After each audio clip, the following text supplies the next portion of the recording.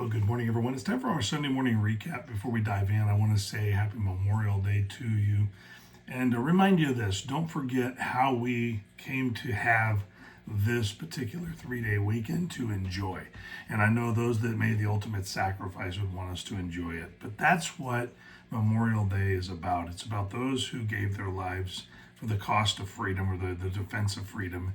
And so just remember that while you're out there celebrating and having a good time, remember that someone paid for that for you, and have a sense of gratitude and maybe a thought towards those who survived their loss, and just have an overall gracious spirit about our day.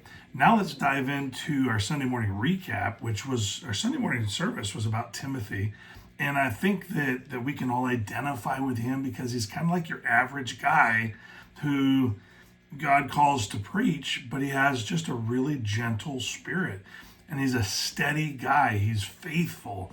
In fact, in 1 Timothy 4:12, we read, it says, "Let no man despise thy youth, but be thou an example of the believers in word and in conversation and charity and in spirit and faith and purity." And I think that's a universal expectation, that we would be an example for others to follow. And you got to ask yourself, am I following Christ in such a way that God would be pleased to announce, hey, there's so-and-so, follow them. They're doing a great job of living my expected life for them. And I don't know if we can all agree with that or say that that's true.